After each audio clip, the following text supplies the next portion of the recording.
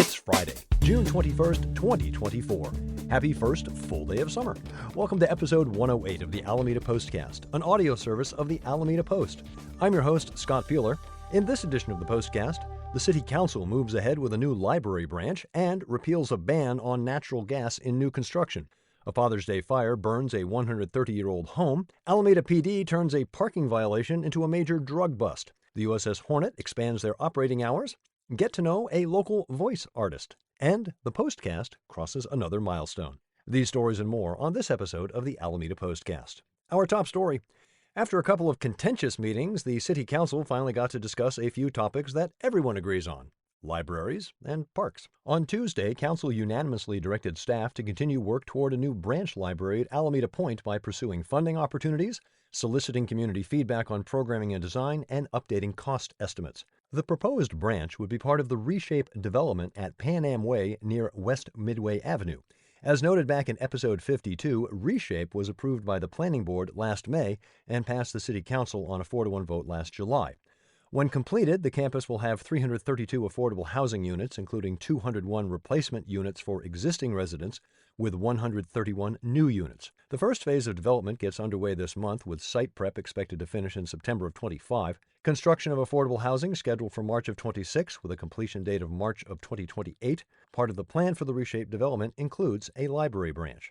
Public comment was unanimously in support. Liz Varela, Executive Director for Building Futures, said that when her agency discussed the possibility of a library with their clients, quote, "You could see hope in their faces. You could see awe. This is not something they thought could happen in their future," end quote. Library Director Michael Eitner estimated the cost of the building and stocking of the library at $4 million, with an annual cost of $400,000. Council members unanimously supported proceeding with the project. However, Mayor Marilyn Ezzy Ashcraft and Councilmember Malia Vela expressed skepticism about the estimated cost, believing it was dramatically underestimated. There is obviously a substantial lead time available for this project. Staff will now reach out to the broader community for feedback and explore funding opportunities such as grants, housing and economic assistance for development funds, a city infrastructure bond, the general fund, and Friends of the Alameda Free Library fundraising.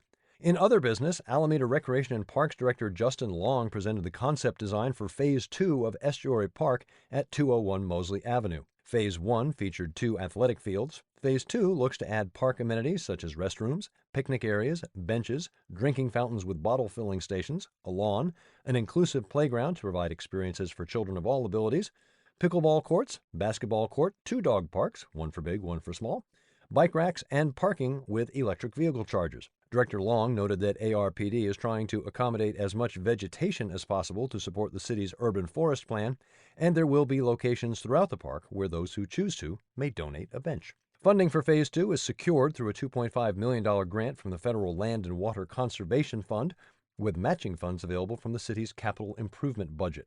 Construction is expected to start in June 2025, with the park opening in spring of 26. Council praised and unanimously approved the concept design.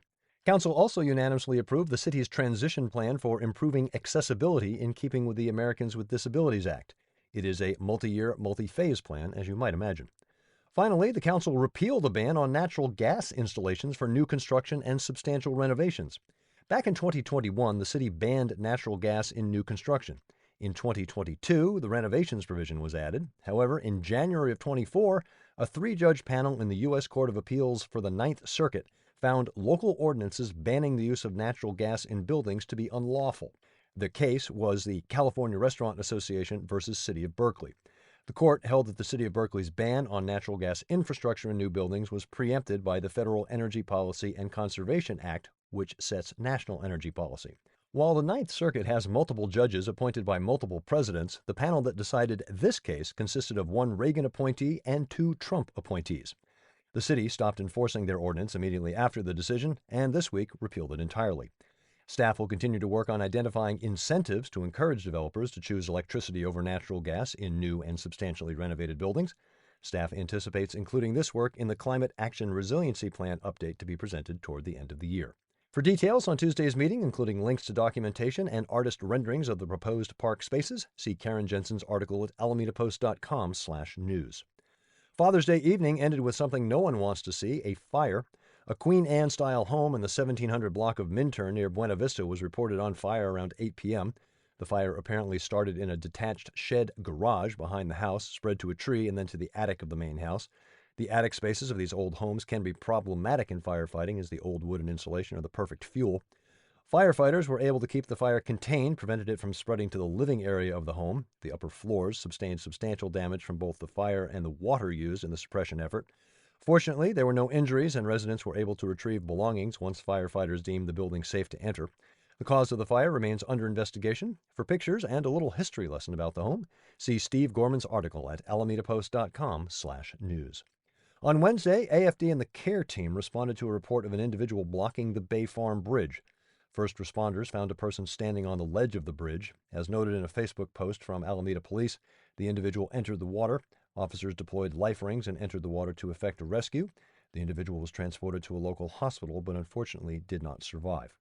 Out of respect for the family, no further details are being released. Remember, the Alameda County Crisis Support Line is available 24 hours a day at 800-309-2131.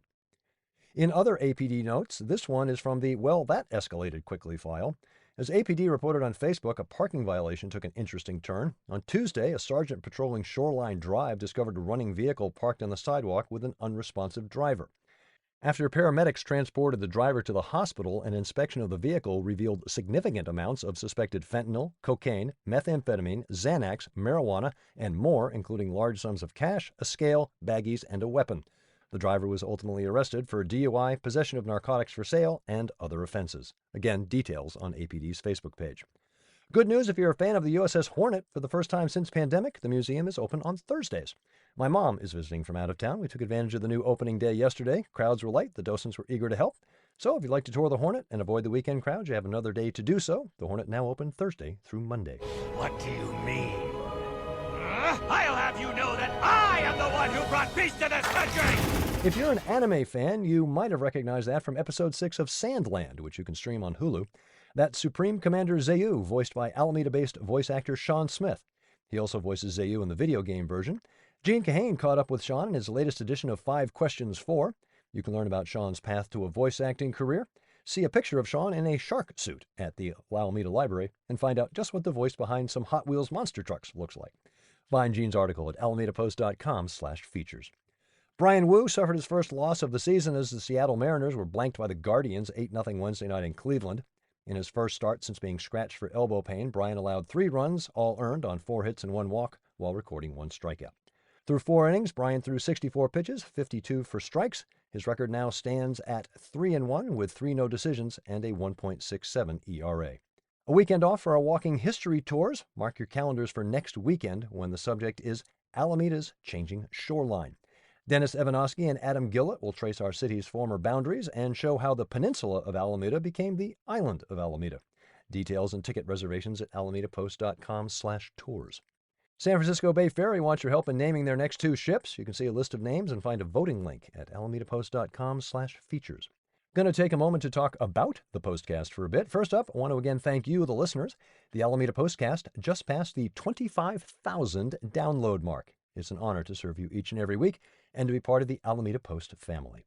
If you've ever wanted to go back to a particular story in the Postcast, there's an easy way to do it. Since episode 88 in February, Apple Podcasts has been providing auto-generated transcripts of each episode. Surprisingly accurate, great way to scan for keywords and phrases. Find that on the Apple Podcast app.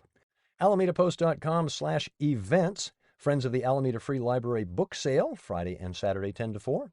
Doubt continues at Altarena Playhouse. Super Mario Brothers movie at Starlight Movies in the Park on Friday at Alameda Point Multi-Purpose Field. Event starts at 6:30, film around 8:15. Free to attend, rated PG. No barbecues, alcohol, or pets, please. Saturday, Farmers Market 9 to 1. Myers House tours are open, and the Rock and Roll Beer Stroll. Sunday, the Jewish Baby Network Sunday Fun Day Pride Celebration at Temple, Israel. Also, Pilates and Pours at the Rake. More events at alamedapost.com/events. Thank you for your support of local news for Alameda. To give a tax-deductible donation, head to alamedapost.com/memberships. Remember, you can find us on Facebook, Instagram, MSN, YouTube, Mastodon, Threads, Blue Sky, as well as our own subreddit. Don't forget to subscribe to us on Apple News. Find the Postcast wherever you get your podcasts, or simply tell your smart device to play the Alameda Postcast podcast. I'm Scott Peeler, back next Friday with episode 109 of the Alameda Postcast.